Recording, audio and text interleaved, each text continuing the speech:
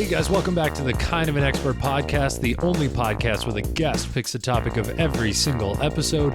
My name is Corey Tyndall, and as always, I'm your host. And this week, I sat down with New York City comedian JC Mendoza to talk about all things teaching. JC is actually putting in his 2 weeks notice for his teaching job in like a week. So he decided to come on and talk all things teaching. He's spilling the secrets on what the teachers think of the kids, how they deal with them, how they talk about them. If you always wondered what happened in the teacher's lounge, this is going to be the episode for you. You can follow him at Peach Fuzz Poppy on all social media, Instagram, TikTok, Twitter. Check out his podcast with New York City comedian Samantha Santos called Soft Launch. It's a great podcast there. As always, follow me at Corey T Comedy on all social media. And if you're in New York City, come to a comedy show every single week at Ferns in the East Village. If you love JC on this episode and you're coming to the show, shoot me a message. We'll get them booked on the show you're coming to. With that, let's get into the episode.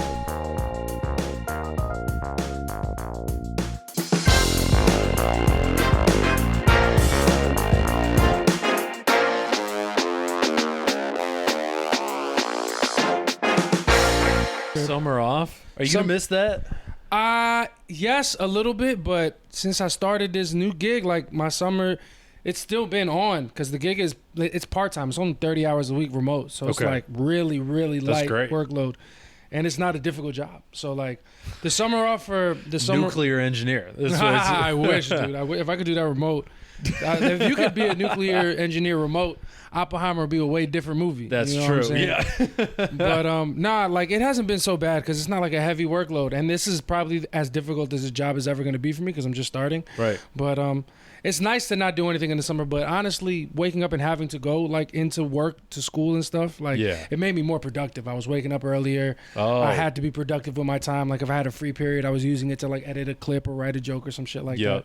So like now I have to figure out a new whole routine. In like the 5 minutes between classes when you were a teacher, you're like, hold on, let me throw up this reel real quick. Yo, you know, it's funny. I used to have an alarm for 11:58 on my phone PM because like I'd be like in between two classes, but that's like prime time for posting like a clip. Yeah. So like it would just go off when I'd be teaching class. I'm like, shit. I have to do. Everybody put their heads down. Nap time, 2 minutes, and then I try to post a clip if I could. But sometimes you get like a couple free periods back to back, and that's where I try to be productive. I got you. So what were you teaching? I was middle school, coverage teacher. So I worked in one charter school, but I was a dedicated sub in that building. And when I wasn't subbing, I was like pushing in and co-teaching other classes. I taught history, I taught theater, I taught science for a little bit.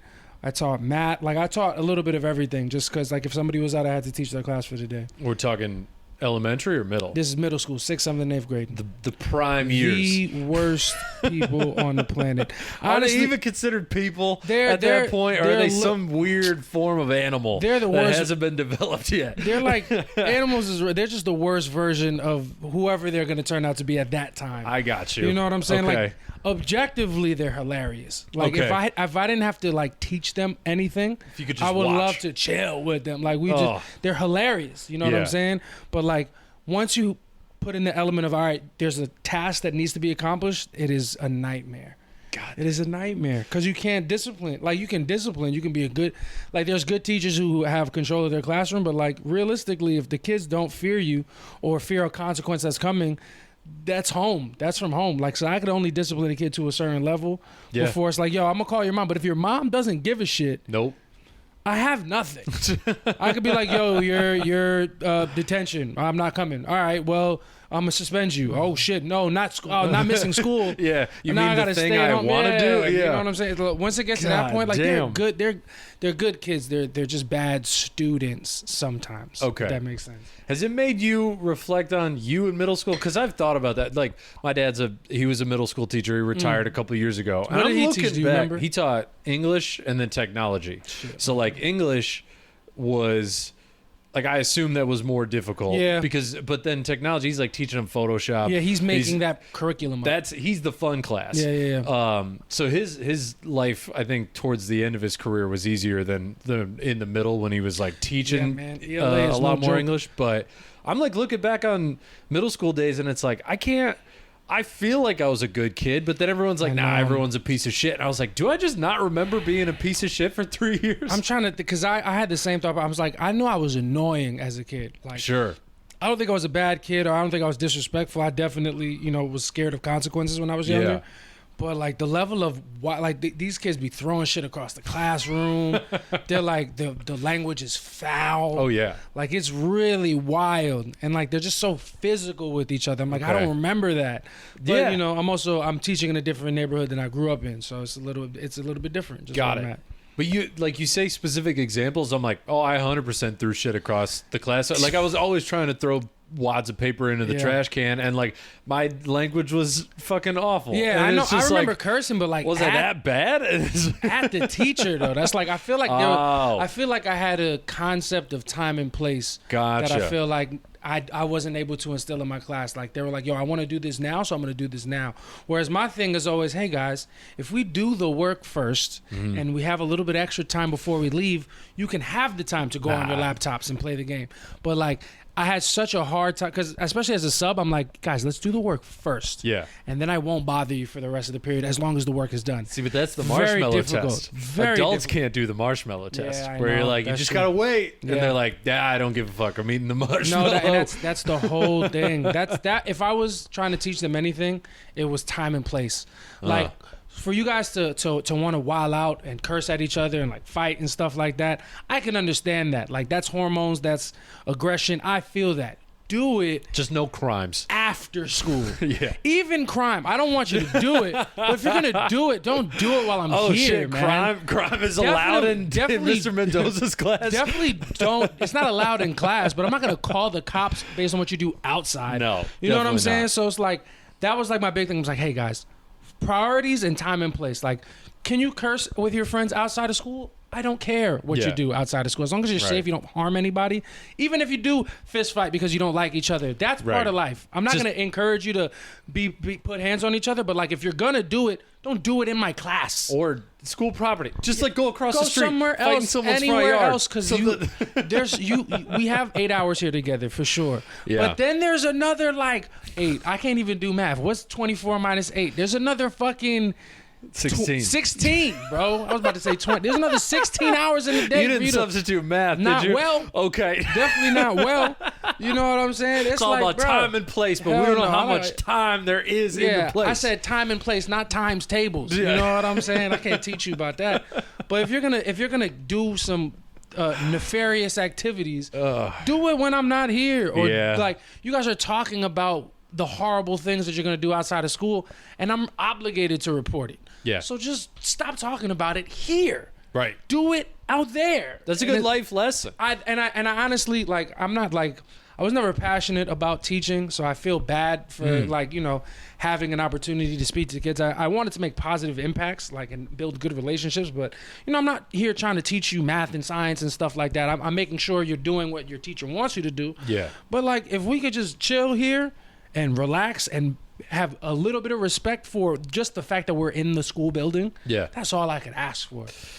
That's all I could. I would even rather, because there's some kids that wouldn't pay attention and they would be super loud about it. And those are the kids you have to confront. But there are some kids that didn't do any work but were mad quiet about it. And I'm like, yo, that's how you got to be. Yeah. At least in this class, that's all I'm asking you to do is not disrupt the class, not disrupt the peace of the classroom. Right. Yeah. That's tough. Well, so paint the picture. Where's the school? Like, what types of kids are going there? Like, what? My school is in Bed-Stuy. It was a charter school. Okay. It's mostly private. Kind of private. It's not. I think it's more of like a charter. So the kids aren't paying tuition to go to this school. Oh, okay. Like it's a public. It's not a public school, but you apply. But a lot of kids get in because we do education. It's not state testing. It's not standardized testing. It doesn't go to Regents exams and stuff like that. So it's a little bit alternative, and so it's not a school with like a barrier of like, yo, we don't accept everyone. Like they'll accept anybody that applies. Okay. It's very much like for the community, people that had trouble getting into other schools. The kids they're honestly, to be fair to the kids, they're not like bad kids. They're not like dangerous. Like there's other schools in Brooklyn that's like, you know, like public schools that's like real gangbanging and stuff like that. Okay. And the kids that I teach are not like that. They're not like actual problem children. They're just really, really obnoxious. Sure. Really obnoxious about it. It feels like they're all like brats. A lot of them, to be fair to them, have like behavioral issues. I was gonna say that sounds like, you know, ADHD ADD central. and stuff like that. Of course, that's definitely heavy and learning. And you know, learning things that make learning difficult. Yeah. But it's mostly just behavioral in a childhood, like kids with a lack of discipline. I would say, like, kind of run rampant in the school. And you know, now and then we'll catch the kid vaping, which is very annoying. Yep. And it's like they're too young for it. Yeah. And it's a horrible thing to do at any age. But like, they're not like awful kids. Like nobody's like fucking in the hallway and stuff like that, or like nobody's getting stabbed and no shit like that. It's just they're super annoying about everything. Yeah, like and everything is a problem. It's big talk back. Oh yeah, they all talk back. Oh yeah, like, come on, I bet a lot of them are good at it. They're really good at it, man. Yo, because there's times where I'm like, you know, I'm 31 now. Like when I'm teaching, I'm 30 years old, and I'm really in a heated back and forth with an 11-year-old, like for real. And I'm like, no. So why? So tell me why you think that. Like, and it upsets. Like, no, you can't tell me. Oh, I think my job tells me that I can. Yeah. And like, I have to be reminded. Sometimes it's easier for teachers to do when they're not teaching the class to just pop and be like, hey, man, you know, I feel you, but you're getting nothing from here. And I gotta be like, yo, you're right, dog. No, it's a lose-lose, man. Yeah, they're like, yo, I feel you. I don't. These aren't my favorite kids, but like, you can't go back and forth. You're not winning. And it's like yelling at the super drunk chick in the audience. It's like, it doesn't matter if you win, you lose because she doesn't know what's going on. Yeah.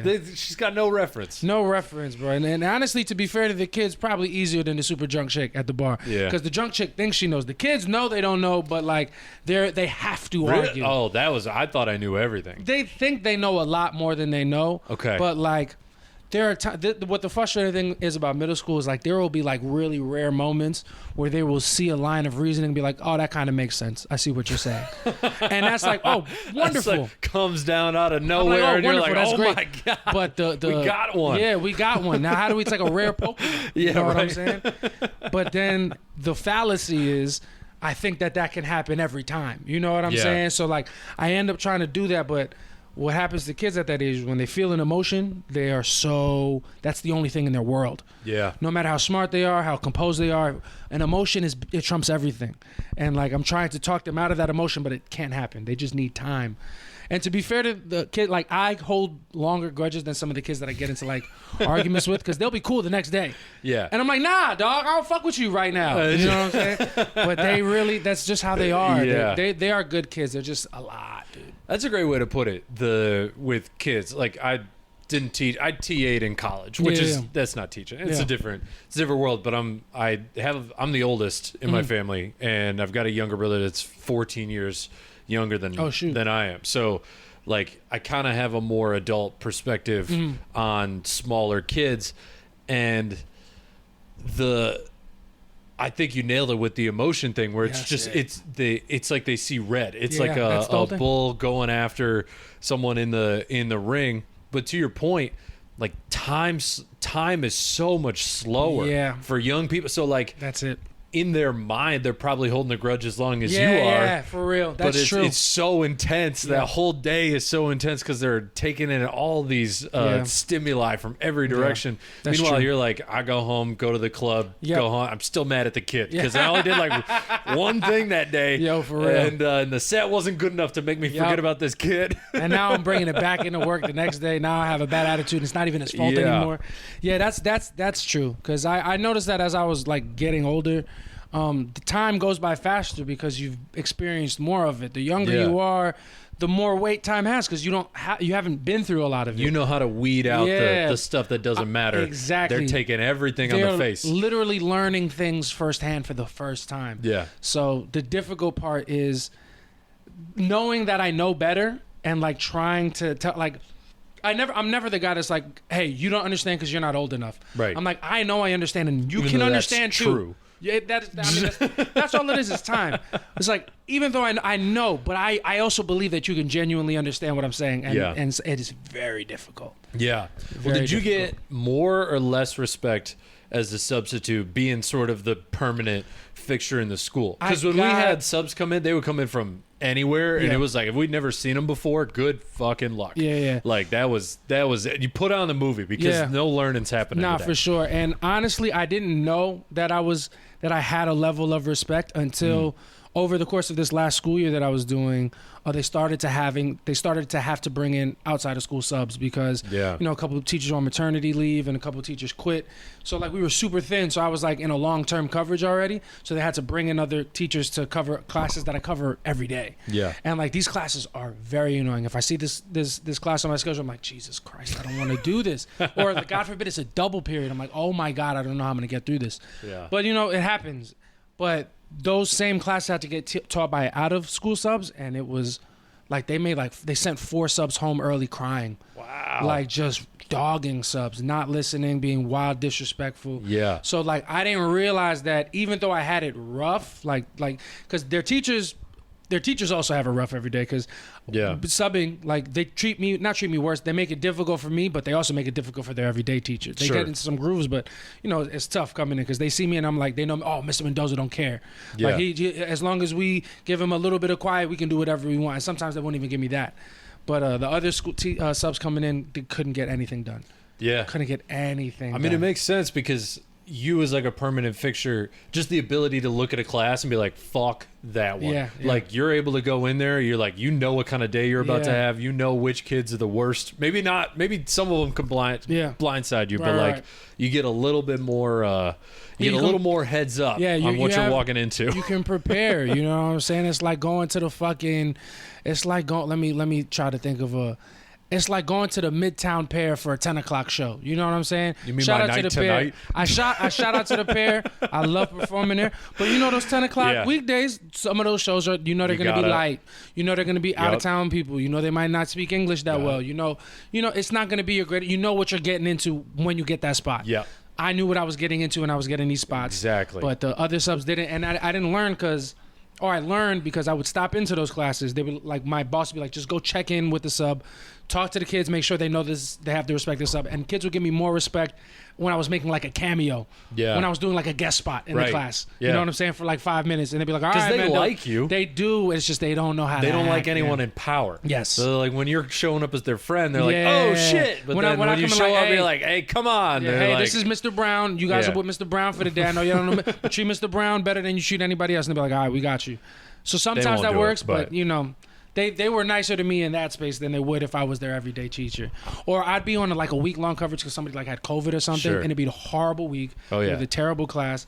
And then I'd see the kids like 2 weeks later after not having to teach them anymore, and they'd be like, yo, where you been? We miss you. Like, and I'm like, it's just the distance that they feel like they don't see me anymore. Yep. But when I'm there, you treat me like shit. Yeah. That happened to me. The first class that I had graduate like 2 years ago. There was this girl, her name was Nashe. I couldn't stand her. She was so rude, so rude to me, wouldn't listen to a single thing ever. And then for the beginning of the year barbecue, she came back as a high schooler, and she was so sweet. Yeah. She's like, hey, Mr. Mendoza, how's your summer been? I'm like, yo, I don't fuck with you. I don't want to catch up.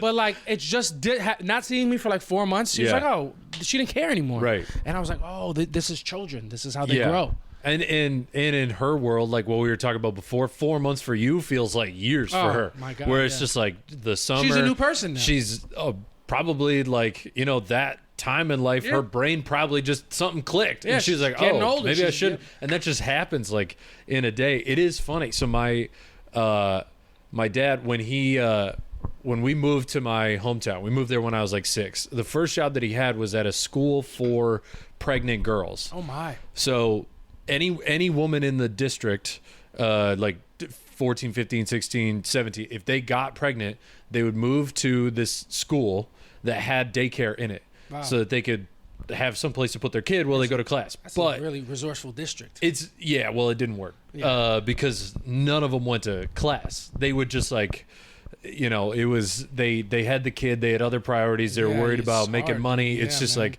it's super tough. And it was always, I didn't really have the perspective at the time, but we would like go out to like go get groceries or whatever. And my dad would run into his former students from the school who just like never did any assignments. They treated him like shit. They were never, and then they would be the cashier in line, and they'd like talk about how he was their favorite teacher and like all this other, and he'd like leave the grocery store. He's like, she was horrible. Yeah, like she was the worst student that I ever had. And I'm like, I don't know, she seems like she likes you. Like, I'm in middle school at the time, so I'm like not really seeing it, but it's wild how that can happen. There's that turnaround. Because I think also for the students, you know, even if they don't realize it in the moment, even if they're angriest when they're going back and forth with us, no teacher that I've met wants to not have a positive impact. Everybody's acting in the best interest of there's a couple of course in the world. I feel like gave up a few, the old ones that are like they gave up 15 years before I got there, and you're like, you don't give a fuck anymore. Yeah, no, that's fair. And you know, school, I mean, the way that teachers are treated and what they're meant to do, like, it's shocking that doesn't happen quicker. You know, I'm 2 years in, 2 years out, like 2 years in, and I'm not going back. So I can understand how, like, unless this was my life's passion, I don't know how anybody does this job. Yeah. Because it's like you're stuck in, you're not set up for success at all in most schools. But I say that to say, like, the kids, even if they're going back and forth with you, I fucking hate, like, they'll tell you, I hate you, this is so stupid, I fucking hate it here. They can realize compared to what's happening at home, because there's always something at home. Yep. They can realize, oh, they're like, even though we went back at it, they're like, oh, this person was trying. So when they, especially when they get older, even in their life, they're like, yo, thank you for what you did, but like our battles were some of the high points of, like, that was fun. Right. Like, it was fun to be like, fuck you. You know what I'm saying? As a kid. Yeah. And like every student that goes and comes back, they're like, oh man, how are you? And even ones that I got into like shouting matches with, that was fun for them. You know what I'm saying? They can look back on that fondly, which is kind of wild. Yeah. Because that's the worst part of the job. Yeah. Yeah. And it's kind of one of those, like, if their home life is bad, they say fuck you to one of their parents, like, consequences could be way worse than saying fuck you to you. And like, just someone that they can get their anger out with, not even at, because like when kids are stuck on something, they're not mad at you. They're mad at themselves for not knowing how to do it. And it's a weird, like, it's a defense mechanism, which makes sense. And from the outside, it's easy to sit here and say, oh yeah, as a defense, but in the moment you're like, I want to punch this kid, because it's happening. It's happening to me in this moment. Yo, that's happened to me so many times, bro. There's this girl, this 6th grader, and it took me like 2 months to realize that her face is just a nasty face. She has a RBF at like 11, like it's really serious, and she's so sweet, and she's like the smallest little thing, and like, yo, it was so many instances where I was like, yo, is there a fucking problem? What's she's like? I'd be like, hey, mean mugging you. Yo, not even mean, but I'd be like, hey, I need you to sit down and focus on, like, she'd be across the classroom talking to her friend. I'd be like, hey, can you go back to your seat and do your work? And she'd be like, I'm like, is there a problem? Until I realized, oh, that's just how her face is. Yeah. This is the only expression she knows. She's 11. She hasn't learned other expressions There yet. are adults like that, too. Yeah. But with adults, you can get mad. It's like, no, fix your face. Yeah. But kids, she doesn't know yet, or this is her default face. So, like, after 3 months, I'd be like, hey, how are you? She'd be like, hello. But that's love for her. You know what I'm saying? And like, it's so funny because she comes from a family where they say 2 words to each other all night. It's just the side I was and I used to be like, yo, what is the problem? Yeah, but it's never what you think it is as a teacher. That's why the best teachers are the best, because they can remove themselves quicker and get to the child quicker, which was very hard for me to do at this stage of my career that I was in, because I was like, yo, these kids are so mean to me. Yeah. So what was your, like, if you're looking back, you in middle school, what was your parent-teacher conference report? Like, what were the teachers telling your parents? He's a good kid.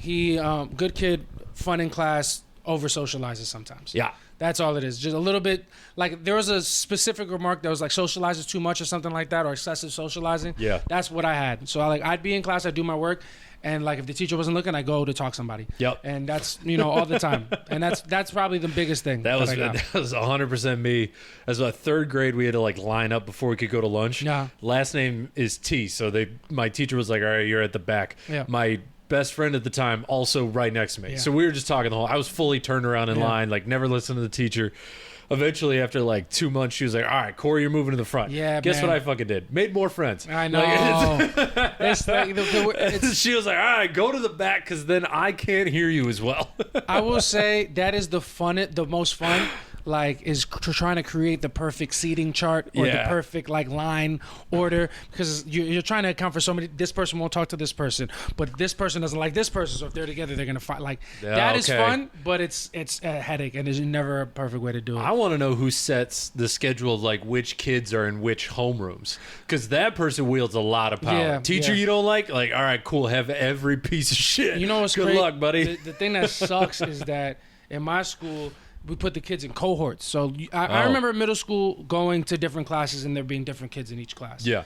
But in the school that I taught, there's 4 classes per grade, and they all go to every class together. So if somebody beefs first period, they are beefing for the rest of the day. Oh no! So we got to send a group chat like, "Yo, Muhammad is not fucking with Jaden right now. All right, so keep them apart." And then for me, I had a stretch this past year where every class that I taught, like a fight happened. Oh my God! And it felt like, the kids were like, wait till we get to Mr. Mendoza class. I'm gonna fuck you up, because they know I'm like, I'm trying not to yell and scream, because especially knowing I have comedy later, I had to start operating on a tank basis. I'm like, I can't spend my energy here because I won't have it later. Yeah. So I gotta be like, guys, stop, and then they just fight through it. I'm like, Jesus Christ, it was a week like that. How often is the teacher's lounge just a war zone planning session? Not even. Or it's like people on the whiteboard, like this kid, Xing him out. So we had at my school every Wednesday we had like department meetings and grade level meetings. Okay. That's what that would be. Okay. If you saw a teacher in the teacher's lounge, a lot of the time, for me at least, I wasn't super social with my coworkers, but it would just be everybody with AirPods in, just trying to like take a moment. Of nothing, before they have to go back to just the trenches. Listening to waves on bro, trying the to white noise app, trying to get each other calm. I remember one time I had this rough class at the end of the day, and the end of the day is worse because my school day's too long. Like usually days are done by like 2:30. Yeah, my school went till 3:30, just because that's how it was. God damn. And I had this horrible class, and 2 kids were just wilding out, and I held them after because they were being so disrespectful.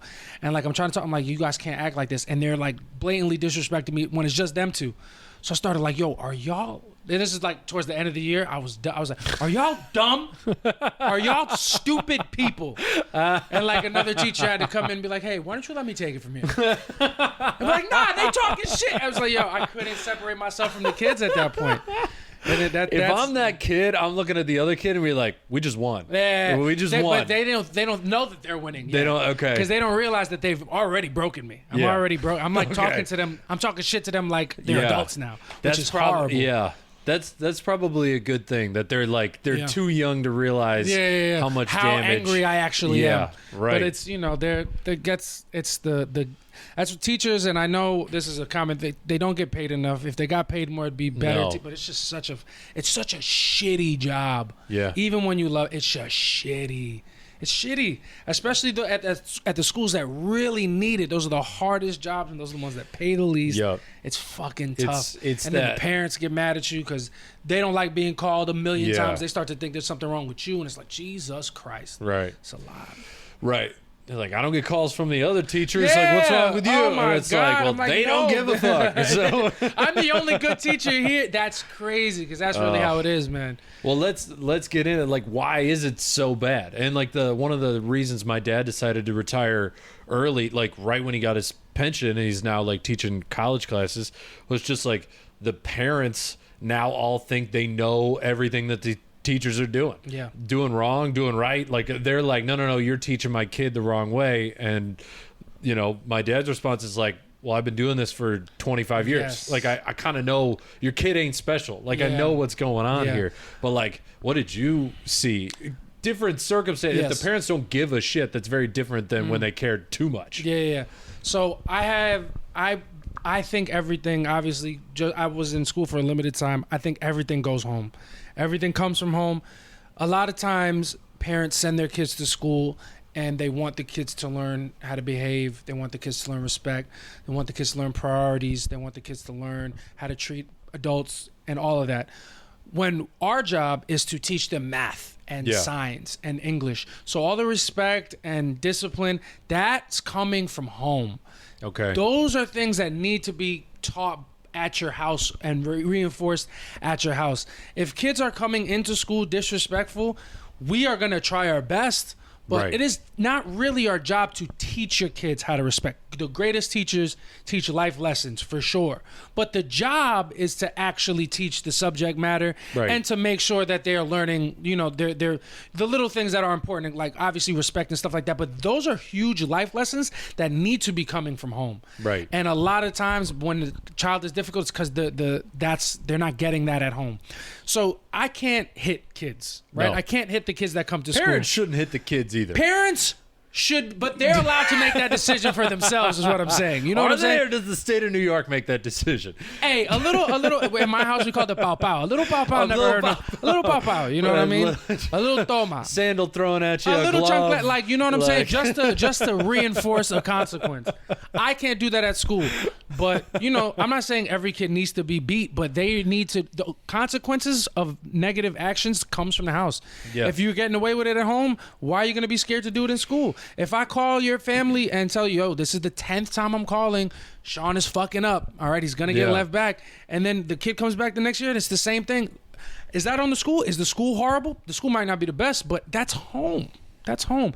And to be fair, a lot of these people at home, they're dealing with a lot, but that's the sad part, is that there's only so much we can do in the school. And I will say a lot of the tough problems come from home, and the kids they can't displace it. You know, they can't compartmentalize. Okay, home is bad, school is great. Let me be great at school. That's not how it is, man. Yeah. You get the rare kid that does figure that out, but you can't base a whole curriculum and a whole like hiring pattern off of that. And I have sympathy for the parents, because tough, if they're in a bad situation, like they don't want to work 2 jobs, come home, and then tell their shitty kid to not be shitty. Like, that's shitty. It's awful. And it's just then, like, you know, a lot of those parents, they have multiple kids, a lot of kids, and a lot of small things get lost through the cracks. They're working very hard. You know what I'm saying? The area is not a high income area. It's a fucking tough situation, and it sucks all around. But you know, the teachers at the school, we're also not super paid like that. Yeah. And there's one of us, and there's like 27 kids. So and like maybe 1 counselor. And we had 2 at our school. God bless them. Yeah. Those another fucking really tough job. It's like the school counselor, and they were like social workers, so they were really fucking good at their job.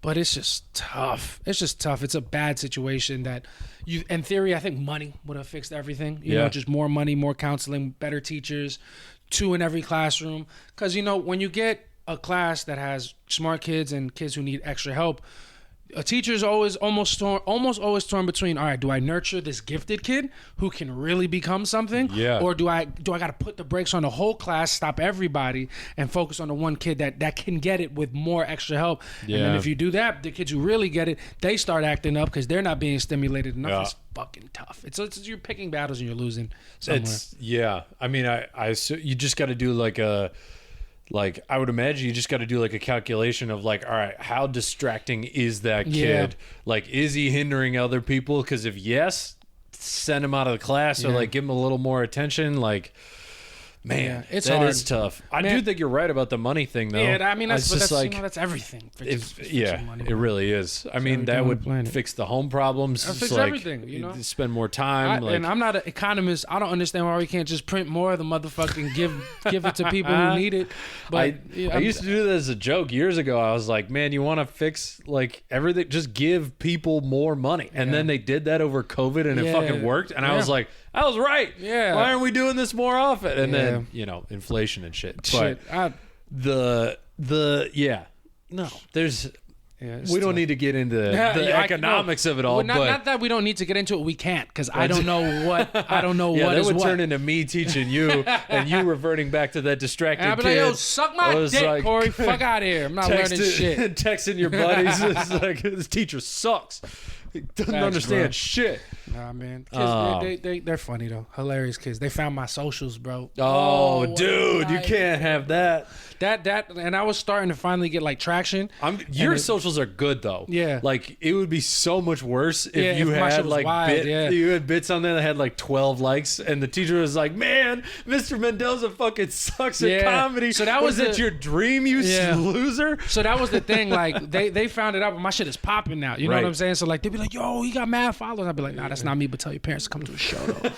But the worst thing, they would like try to quote my jokes to me like while I'm trying to teach them. Like, can you guys not do this? That's hilarious. It's funny, but it's that's like funny as shit. Or they like, I'd be walking down the hallway, they'd be like, "Yo, Peach Fuzz Poppy." I'd be like, "Come on." Come on. And I gotta act like I don't want to turn around. Yeah. But that was a fucking nightmare. That was a lot. Remember my name. Yeah. I hope I get to speak to all of them. Like once I leave, like they'll find you. They'll like if you really pop up, you'll be getting DMs from all of them. They're like, "Do you remember me?" And you could just respond, "You were a piece of shit. I ain't talking to you." That's what I'm gonna. I can't wait to like put in my actual like 2 weeks with the school, and then like I got like maybe 40, 50 kids blocked that would just jump in my TikTok comments. Oh my God, Mr. Mendoza, block. Because I can't have that coming up. Yep. But now I'm gonna unblock them and be like, yo, you stink. And like I might actually be actual friends with these kids. That's good content. Just make a video roasting each one of those kids. I will. It's just I absolutely will. And now I can actually finally make the positive impact that I was so craving when I started the job. Right. Teaching these kids a goddamn lesson for once. Yeah, don't fuck with people on the internet that are funnier than you. It is tough with because I've still got a day job. It's not nearly the same as like kids hitting up my TikTok, but like one of the people in HR found my TikTok and I had to like shoot him a message. I was like, hey, I'm telling you, I don't post anything crazy. Like the only stuff I post, I do that with the assumption someone will find it. So like I don't ever plan on getting fired for this or whatever. Racy, but like if someone tags me in some shit that I did not want to be tagged in, and it's not me saying something, please message me before you go to the company because I will undo the tag. Like I will get rid of that. I don't know what's going on in the background of these videos sometimes. When I started at the school, I was very like, yo, I'm not gonna censor anything that I post because my comedy comes first before anything. Until they started finding my shit, and then like as soon as they found me, I went private. I was like, all right, I'm not doing this. And then when the summer hit, I started posting crazy, and I got mad followers. And then when this fall hit again, I was like, all right, I'm not doing this. Shutting down like shop. Full lockdown. Yeah, shutting. But now, then once I went back after like I got the following, I was like, I'm gonna just stay up. If they find it, they find it. And if the school, because when the school found out about my jokes and they saw my content, they were like, hey man, we're not gonna fire you. We need teachers bad. Yeah. And as long as you just don't post anything crazy or maybe put it private, you're not gonna lose your job over this. Once they told me that, I was like, oh, I don't give a shit. There you go. Like fire me then. Give me unemployment because I can't not post. That's too vital to the comedy part. I know. It's a tough line. The silver lining to that though is I do feel like I've gotten a little more creative in how to like say things that I want to say without just like wild going down into the like, oh, I'm gonna, I figure out a more creative way to say shit. That's funny. Like it's easy to say like a really bad word and get like a cheap laugh or whatever. But like, I don't know if I can figure out a more creative way to do it. And to be fair, I mean, that's kind of what comedy calls for, especially today with, people. I hate hearing comments like, yo, you can't say shit no more. It's just because everybody's so sensitive. Like, that's not true. The bar is just way higher to say what you're trying to say. Be clever about it. Yeah, like, I always go back, like, Bernie Mac, he's great. But Bernie Mac couldn't do what he did the way he did it today. Because he was saying, wow, kids is gay and retarded. And, like, there's comics that do that, but, they're doing it either ironically or they're never going to see the level of success that Bernie saw. So it's just on the comedian to be a little bit more clever. Nah, it's not. You can't just call people gay and expect that to be your whole career. So you got to dig deeper, and that's probably a better lesson. Like you thinking that way about the way that you post content because you don't want to lose your job is going to make you a better comedian because it forces you to explore different avenues. Exactly. You know what I'm saying? Yeah. And Bernie Mac would have figured it if you put today's guidelines on him. He would have figured it out because he's a funny person. People don't dislike bad words. They dislike hack. Yeah. It's like, okay, when every middle schooler can say what you just said, it's not funny. Yeah. That's hack. Mm-hmm. That's what it is. I feel like teachers are all kind of quitting in waves now. Yeah. Like it's coming. 100%. And so like I've heard news stories of like teacher salaries are going up. They need teachers. They're hiring, especially special ed teachers. They're just like, anybody get in here. Like we gotta also the number of kids that need that special attention. They're getting diagnosed earlier and more often. So whereas I'm sure these kids have always been, now they're getting identified. So you need more teachers to teach. So like, what would it have taken for you to stay? Like, give me the ideal situation where you're like, you know what, this is worth it. This is worth the headache of these kids. For me, honestly, it was not even about me hating the job, which I did. It was like, it just wasn't my passion. Okay. Like I was doing it to have a day job, to have a salary, to have insurance, and have something that couldn't interfere with comedy at all. Yeah. Because no matter how fucking tired I would be the next day, I never missed a show because of teaching. Because even if I had a midnight on a weekday, which I try not to have, but if I had one, I could do it and run on E the next day. Oh, dude. But I could do it. But you're stronger than I am. Yeah. I can't do the midnights on weekdays. No, it's the only time I don't set avails. Yeah. And I feel that because it makes sense. You got to protect your peace. But like, I say that to say like that teaching was only a means to an end for me. So there's nothing teaching could have done. Like the new job that I have, I took a pay cut to do less so I can have more time with comedy. Yeah. So to be fair, there's nothing that they could have done. For other teachers, I think obviously a salary raise, and I think a more nuanced understanding of a school week. Maybe one more remote day a week would keep a lot of teachers doing their jobs. Oh, really? But, okay. you know, the parents can't swing it because there's nobody at home with the kids. Yeah. Because what happened in the pandemic was teachers, that's why so many quit. They realized, oh, man, so much of my life is this commute. Being in the building is draining. Yep. Like, when my school went remote for a couple of weeks when another COVID spike happened, and it was the easiest 2 weeks of my life, man. Oh, really? I wake up. It was wonderful.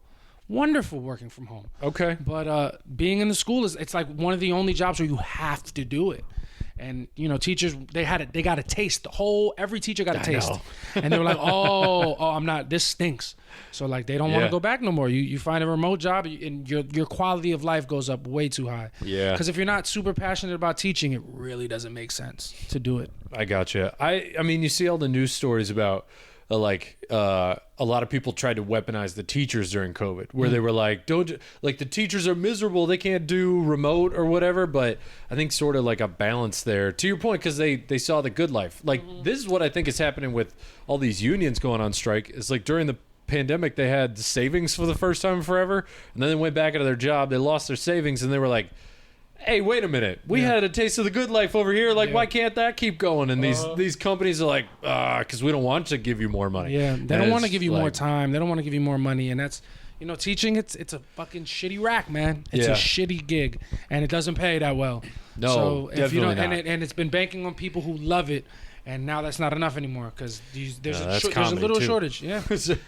But comedy's the opposite. Comedy, everybody's in comedy. Nobody wants to teach. Well, you know only the people that love it. What's funny about the remote schooling is a lot of people are like, oh no, we have to go full in person. It's better for the kids. It's better. Like they like it. But I feel like in a way, and I want to get to this as like a broader topic too. I feel like in a way you're not quite preparing the kids for today's life in the workforce if you're not going remote every once in a while, because like my job's full remote, your job's full remote. If I was used to being full remote for a day, once every 2 weeks, once every week or whatever, like maybe it wouldn't have taken me as long during the pandemic to kind of figure out how to get a routine, how to separate my bedroom from my living room from my desk, and like mentally where I work versus where I sleep, where I eat, where all this other stuff. Yeah, that's true. I will say, to be fair, like kids, they have to be in person for sure.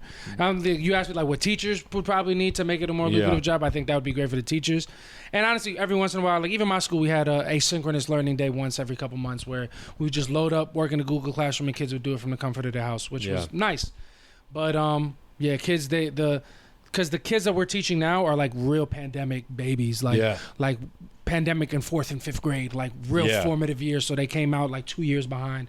So like the ramifications of the pandemic were rampant. Oh yeah. Like the kids were like 8th graders, big as shit, acting like 5th graders because they didn't have the 2 years of socializing. Dude. And it's like that's true. They do need that. But what do you mean acting like 5th graders? Like what are they doing? Just not like the small ways that kids like see somebody, like when you're on a playground, you see somebody playing with the block, a little kid will go grab the block and be like, I'm playing with this block now. And then the other kid will cry and get upset and maybe they might fight. That happens that's like a sandbox thing. Yeah. As kids get older, you start to realize like, oh, this person is doing this. That's annoying. I'm going to go talk to the teacher and we'll work something out. Right. So you have people that are, 8th graders. They're like 14, some of them, 13, 14. They're getting big. They're a lot, but they're these big kids with these really tiny mentalities and like throwing like like grocery store temper tantrums when they can't do something. Okay. And it's like developmentally they're not where they're supposed to be because they missed 2 years of knowing how to act out in public. Because the last time that they saw kids, they were this small. So that's what they know. So when they get to see kids again, they're still operating from that place. And that was big, especially 2 years ago. The 8th graders were like, but why? But why this? And it's like, yo, like I expect that from 6th graders. That makes sense. But even the 8th graders, even as children, they're not supposed to be grown. You know, they're prone to hormones and stuff like that. But it was wild. It was on another level. Yeah, that would be, especially like with their parents home alone with them too during the pandemic. They probably did get everything they wanted because their parents had nothing to do besides like, all right, yeah, fucking 100%. I know this is tough on you, so let's get another snack whenever you want. Because this past year we got one 8th grade class that could act like you could. We didn't, but we could have left them in a room by themselves for like 5-10 minutes and it would have been good. Like they have a task, it's on the board, everybody knows to do the task, and you can trust them to do it on their own. They're like, all right, we're gonna do this thing that we've been tasked to do. And in 2 years, that was the only 8th grade class that ever got to that point. Wow. And the school that I taught in, to be fair, not an incredible school, a good school with people that were working hard, but that we were like, God bless this class, but that's really should be the standard for kids of 14, 15 years old. They should be able to do that. And the fact that we only get one group to do it is a testament to the pandemic really stunting growth. Right. It's tough stuff. Wow. Yeah, that's crazy. Yeah, crazy, but not my problem anymore. Not your problem. Fuck yeah, man. So how do you think schools should change to like better prepare kids for the real world? Because that's always the thing. Even growing up, I had a friend that was like, school is bullshit. It's all like, you don't need any of this. They're just teaching you how to be like a factory worker or whatever. Ironically, he now is a factory worker because he never did anything at school. That's very funny. But it's like, you hear that all the time. You hear that from like Republicans that are like, all schools need to be private because the public schools don't know what they're doing. It's kind of like, what's the line between school is a place for kids to go and like really learn how to operate in the real world, and school is a place for kids to go while their parents are at work, almost like a babysitting situation? Well, that's at its base, that's all it is, which is very hard. But I would say, if any college kids going into teaching or listening to that, it's tough, hear that part. You're just a babysitter. That's it. A lot of it is that because you are babysitting, but if you have a passion for it, it's much. Also, I'm not a good teacher, to be fair. Like I'm a good person with kids, like, and I could build respect and have a rapport, but like as an educator, I didn't go to school for it. I didn't have experience before I started. Like there was things I was really good at, like I knew how to make connections, but I wasn't an actual educator. Like maybe with time I would have became one, but I wasn't good. So don't take my word as like the worst case scenario. But in terms of what schools can be doing, a lot of it is really positive. The people that are in there are good people. I would say extracurricular activities, even expanding them even more. And a lot of schools are great with them, but like anything that a kid is interested in, anything. Like in my school, there was like a bunch of kids into anime. We started an anime club, and that like created a community. That like school culture is so much more important than I realized. Like growing up, I didn't feel a strong sense of school culture, but it was definitely around. We had pep rallies. We had like theme days where everybody would come in dressed like this today, or the team would all wear this when they played, and like things that I didn't realize. And then the school that I was just at, we didn't have a strong sense of community because like, our dean team was young or what, like that's something that we weren't that good at. And when you look at other schools, like the really positive schools, the whole school's on the same page because they're a part of the culture, the same culture that they've cultivated. So I think that happens with extracurricular activities and like just a vast, like a crazy amount of events like that. Anything that, and it's hard because I never stayed after school more than I had to. But like if you got dedicated educators in the building that will stay, like that community that you create is going to take the schools almost farther than the curriculum, I feel. Because everything comes second. If everybody's on the same page and there's a general form of respect and like, oh, I know you're interested in this, come to this club, do this. Like it's going to make kids want to pay attention. It also gives kids, oh, if you don't do this, you can't play on the team or you can't be in this club. It gives them something to strive for. So in my experience, the favorite thing that I saw is elevated culture, more activities out of school. I think. And less time to jump in trouble. You know what I'm saying? Yeah, that's true. I mean, if they get out, 3:30 is pretty late, but 2:30, you got 2.5 hours just to run around New York City. Are you kidding me? Too much time. Like, too much hop time on the train and like, or just by hop on the train, I mean the roof of the train. Yeah, That's always fun for to real. watch. And it's, you know, the kids, it's crazy because they want to act like, yo, this shit is corny. I'm not doing this shit. But like the worst students, like girls in the 8th grade can be a lot. They have real big attitudes and, you know, they're going through puberty and stuff like that. But once dance team season rolled around, it was a little bit easier because they had something. Yeah. So like they just didn't have the time to wild out. And they had something like, yo, if you keep fucking up, I'm not going to let you dance. Yeah. And then they'd be like, no, I can't do that. Yeah, right. So it's like just these little things you gotta try to spark that interest something in they every really child. Give them something they really care about. And you know, obviously it's not gonna work for every child, but like the more of those things you have, the higher that probability is, and it makes it a little bit easier. And sometimes when it's just a kid who doesn't give a shit about anything, if he sees everybody give a fuck about something, he'll fall in line. Yeah. What do you think about like specializing classes? Because I'm sure you had classes where if you're subbing for math, there's just kids that just don't get math. And is there a point in trying to, because like in the real world where I'm working, there are, I feel like there's two buckets of people. There are people that know how to figure shit out, and there's people that don't really want to. And that's the only difference, is like it's not really about like whether you can memorize stuff, whether you could think this sort of way. It's like, are you going to put in the effort to figure it out? Yeah. And I'm like, I look back on my school and I feel like almost all of it was just trying to memorize all these like facts and shit. And I'm like, that's not how being in the real world, where I don't have to memorize shit. Yeah. I could do the same thing over and over at work, and I could just Google it every single time because I'm just going to copy and paste that into what I'm doing. But the reason they pay me to do that is because I know what to Google. Yeah. So it's like, should school change to kind of fit that? Like, do we need to know our times tables? Yeah. Or is it just giving the kids something to do? Maybe a little bit of that. I'm sure much smarter minds than me get paid to decide that. There's definitely validity. I think dumber minds get paid to decide that. I think that's the big problem with the school system right now. That's a fact. This is my boss. I thought I was a terrible teacher. Now my bosses are dickheads. That was not. Yeah. So I think obviously there's obviously could be updates made to any curriculum. Sure. I think for us to act like, yo, this is exactly how it needs to be is crazy at any point. But I think that you're just teaching kids how to achieve, how to get comfortable not knowing something. And having to learn it. It's not even necessarily about what they learn, because like I don't remember how to do long division, and I know that because when I got put in, did you ever know? I definitely did. Okay. I was nice with it, but like I know I don't know how to do it anymore because I substituted for an 8th grade math class. I was like, I don't know what the fuck this is, and I was a pretty good math student growing up, but I don't use it anymore. But like learning that is important, because like you learn how to achieve, like problem solve. You learn how to do a thing. It's like, okay, to learn this, I listen, I practice, and I apply, and that's pretty universal. You know what I'm saying? Even if long division isn't the principle of, all right, here's a thing that I don't know how to do. I watch somebody else do it. I practice it on my own, and then I prove that I know how to do it in a test. And I think that's a pretty fair.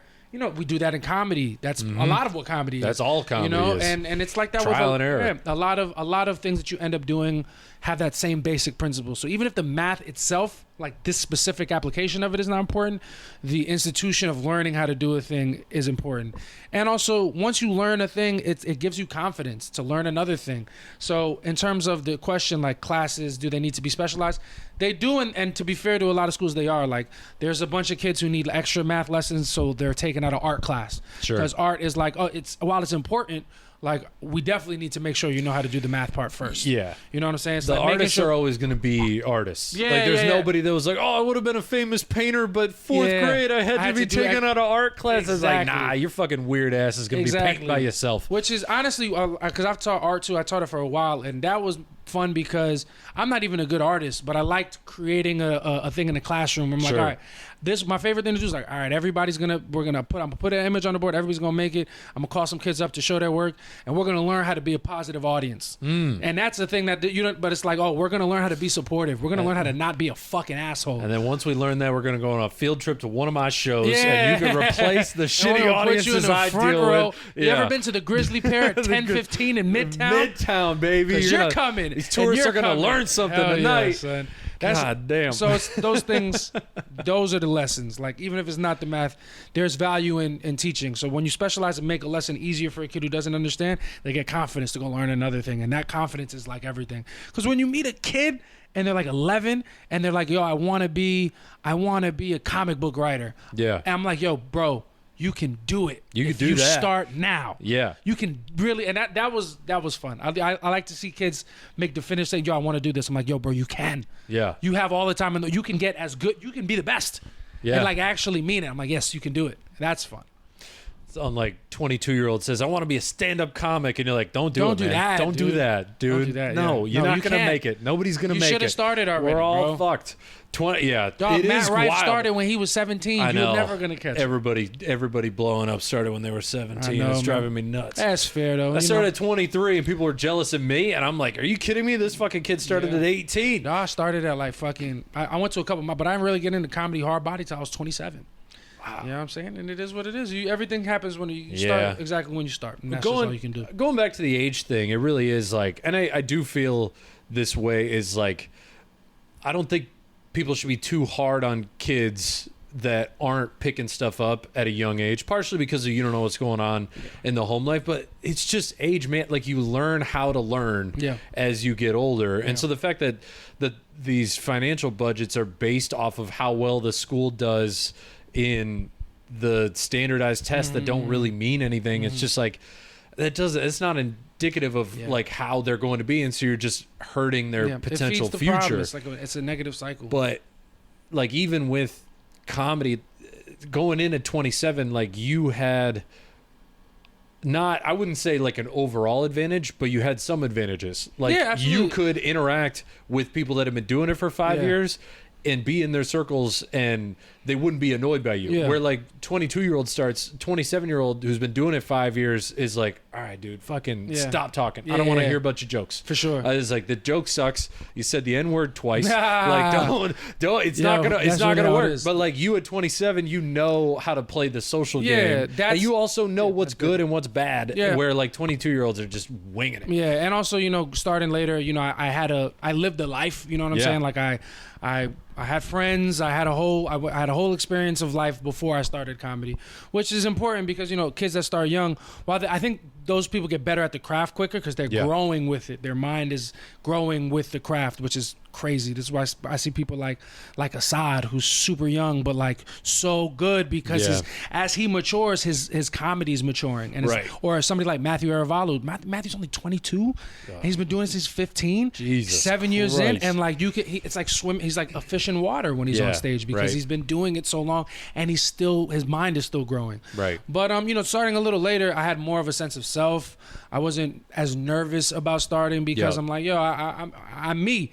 I have a voice. I know what it is. Like, I know what I think is funny. I was a lot more sure of myself. Yeah. And I have more to draw back on, more life experience. So like, my perspective was actually something. Whereas a kid coming out of college is like, oh, pussy. Yeah. You know what I'm saying? And I'm the same way, but it's like, don't tell people my joke. Yeah, but it's like, I'm the same way at 31, but it's like pussy. Yeah, and it's a little bit different. You know a little bit of a flavor on that one. They relate to that. But yeah, I can't imagine, like, it took me so long to figure out what I wanted to do. I can't imagine a kid that young having the courage to say a thing that they want to do, or the piece of the presence of mind to follow through. So that's why whenever you hear it as a teacher, like somebody saying, yo, I want to do this, it's like, yes. Yeah. The hardest part is what you just did, is saying it. Now you can actually go and do it, and you have all the time. Right. And immerse yourself in it. Like you said, man, when you're young, you're going to grow with it. You're going to so good at it. You can start right now, and you can be one of the best to ever do it. Yep. Yeah. Hey, man, this was great. Appreciate you having me, man. Did we miss anything? Anything you really want to hit on? I will tell you, one time I had a unit in class. I was teaching theater, and I tried to teach them stand-up. Oh, dude. And there were some kids that are really fucking good. Really good? Timing, just natural stage presence. I had this one girl in 6th grade. She's going to go into 8th grade next year, and she hosts all of the school talent shows and school events. And she's like, I remember what you... I'm like, yo, this is the most proud I've ever been.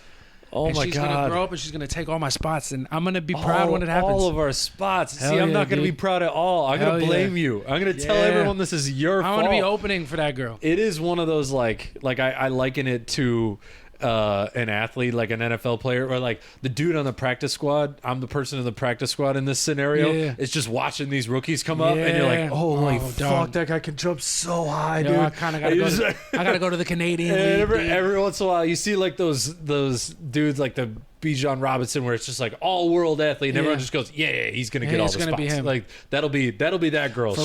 She'll show up. Everyone will be like, well, she's better. Yeah, and I'm gonna be like, hey, remember who put you on, and now you need an opener.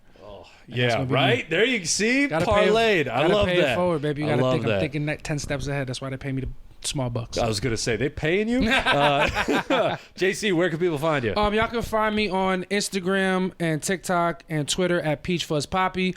Also, I have a podcast myself. It drops every Wednesday at midnight with my girlfriend Samantha Santos, 2 New York City comics, called Soft Launch. You can find us on Instagram at Soft Launch Podcast. Dropping every Wednesday, everywhere podcasts can be found. Yeah. Samantha's hilarious. She's the best, man. That's awesome. Follow me at Corey T Comedy on all social media. And if you're in New York City, come to a comedy show every single week at Ferns in the East Village. JC's done it a few times before. Yeah, I love that show. If you're coming to the show from this podcast and you want to see JC on the episode, shoot me a message on Instagram. We'll get him on the one you're coming to. Hell yeah, bro. I'm always available. Love it. Let's do it again soon. Appreciate you, man. Yes. I had fun.